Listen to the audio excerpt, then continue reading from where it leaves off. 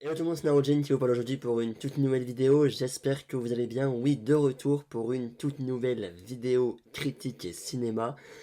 Je suis désolé si ma voix déraille un petit peu, il est vrai que j'ai été malade ces quelques derniers jours, et pourtant j'avais quand même pas mal de vidéos à tourner et pas mal de projets cinématographiques à aborder avec vous. Malheureusement, il est vrai que la maladie est arrivée. Parlons aujourd'hui du film Suzume, donc le nouveau film d'animation japonaise réalisé par Makoto Shinkai. Et il y a beaucoup de choses à dire. Tout d'abord, il faut savoir que non, je n'ai toujours pas vu à l'heure actuelle les précédents films de Makoto Shinkai, donc Your Name en 2016 et Les Enfants du Temps en 2019. Donc vraiment, cette critique, on va simplement juger Suzume comme il est et ne pas essayer de le comparer à Your Name, par exemple, qui oui a été un film extrêmement connu quand même dans l'univers de l'animation japonaise. Il faut que je le voie. Voilà, je sais qu'il faut que je le voie. Et dans ma watchlist, dans tous les cas, je le verrai prochainement, je vous le dis, voilà, je vous le promets, il sera vu. Mais dans le Suzume, on va seulement en parler comme un film indépendant, sans le comparer aux anciennes œuvres. Voilà. Suzume, c'est parti, parlons-en. いってらっしゃい。いってらっしゃい。いってらっしゃい。いってきます。 Dans une petite ville de Kyushu, une jeune fille de 17 ans, Suzume, rencontre un homme qui dit voyager afin de chercher une porte. Décidant de le suivre dans les montagnes, elle découvre une unique porte délabrée au milieu des ruines. Suzume tourne la poignée et d'autres portes s'ouvrent alors aux quatre coins du Japon, laissant entrer toutes les catastrophes qu'elle renferme. L'homme est formel, toute porte ouverte doit être fermée. Suzume entame donc un périple en vue de toutes les refermer. Ma voix déraille vraiment, j'en suis désolé, j'espère en tout cas que ce sera assez audible au niveau de la vidéo. Et puis voilà, ça change un petit peu, vous avez une voix un petit peu plus rock, d'accord. Il est vrai que j'ai perdu un petit peu mes cordes vocales, tant pis, c'est pas grave. Le film Suzume, c'est tout d'abord, oui, un réel dépaysement dans le Japon, voilà, ça dure 2 heures. Et effectivement, on balade dans cette culture japonaise, avec notamment, oui, la nourriture, qui est à pas mal de moments dans le film bien mise en avant.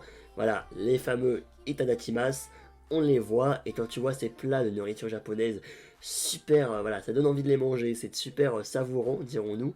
Voilà, donc en général, on a vraiment un gros dépaysement, même au niveau des paysages, on a des super beaux paysages. Donc au niveau de la direction artistique, oui, des beaux paysages, et en plus des effets spéciaux et une animation qui est en général également très jolie, voilà.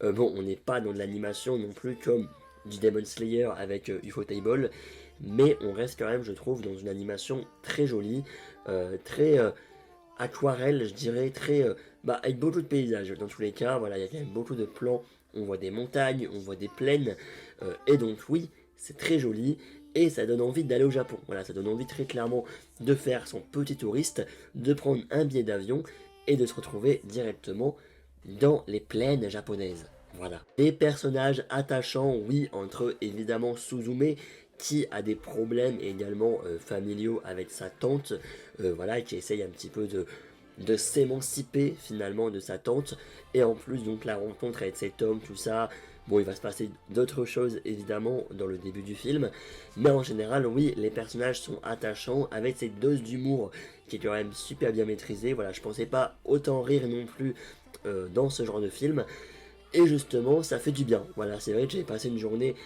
pas terrible non plus, honnêtement, en semaine d'examen, de partiel, tout ça. Et me rendre au cinéma pour aller voir Suzume, effectivement, ça a été une joie, voilà, dans un...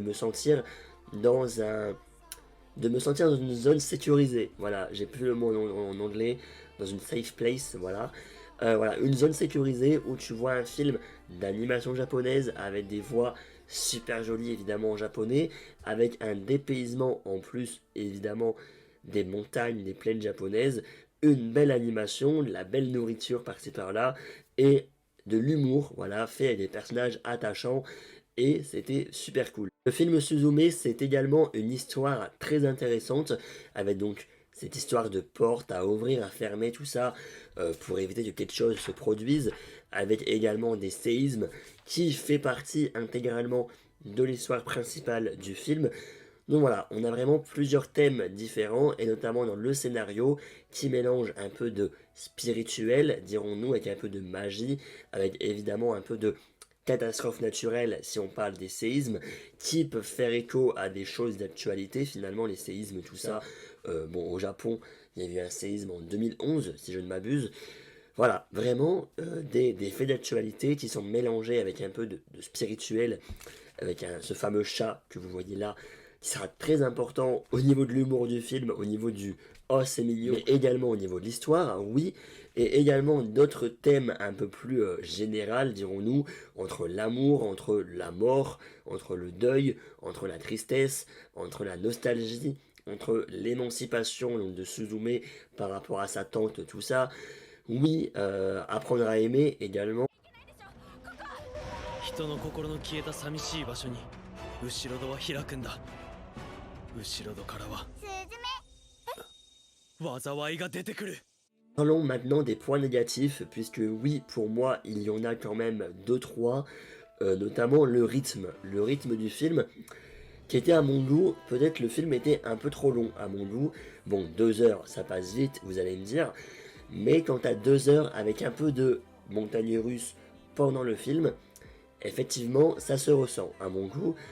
Il y avait un climax du coup qui est arrivé à un moment dans le film. Pour moi, c'était la fin du film et en fait, c'était le milieu. Voilà, donc en fait, ce que je pensais être la fin du film, c'était en fait juste le milieu et en fait, il restait 1 heure encore derrière. Donc, effectivement, sans vous mentir, la dernière heure du film a peut-être été pour moi un peu longue. Voilà, parce que du coup, quand on arrive au milieu du film, je pensais que c'était la fin. Bah voilà, la dernière heure, je me suis dit, là c'est la fin, là c'est la fin. Et non, ça continuait, voilà. J'avais pas de montre, donc je pouvais pas savoir à quelle heure il était dans la salle. Et en même temps, je m'interdisais de regarder l'heure parce que quand tu regardes l'heure dans un film, c'est souvent que malheureusement, c'est pas trop bon signe.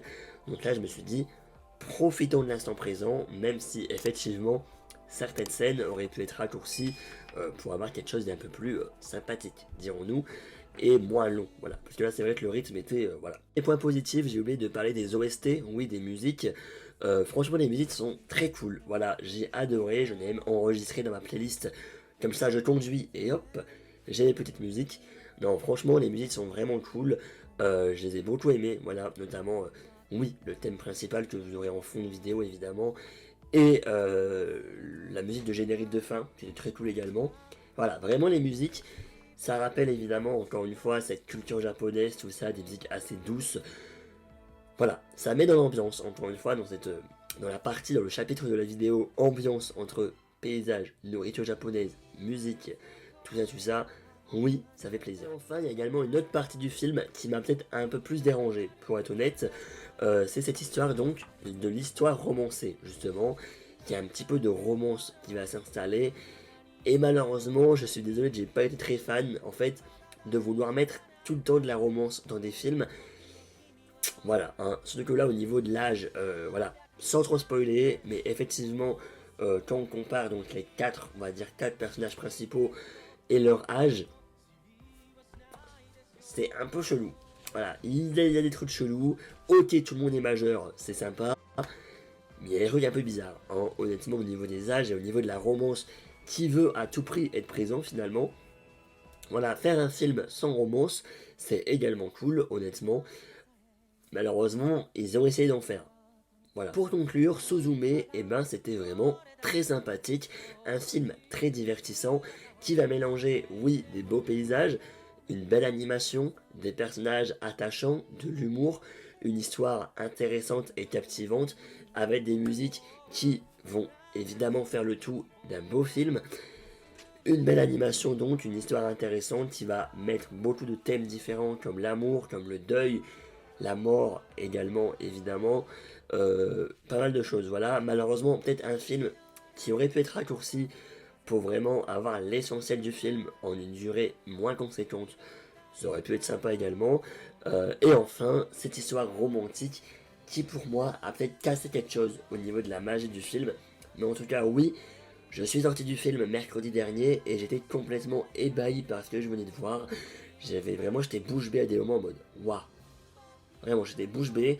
Le climax du milieu et de la fin du film sont également très cool. Et ben voilà, franchement, si vous n'avez pas vu Suzume, je vous le conseille. Et je vais arrêter cette vidéo là, malheureusement, parce que là, ça part. Ça y est, la voix repart en cacahuète. Je voulais filmer 2-3 vidéos ce soir, et ben une seule, ça m'a suffi. Parce que là, je suis en train de forcer sur ma voix. C'est pas agréable pour moi, et ça doit pas être très agréable pour vous. Bref, merci à tous d'avoir suivi cette vidéo, j'espère qu'elle vous aura plu. La prochaine vidéo, à mon avis, sera peut-être un peu plus tard du coup. Voilà, le ton de ma voix se remet bien correctement.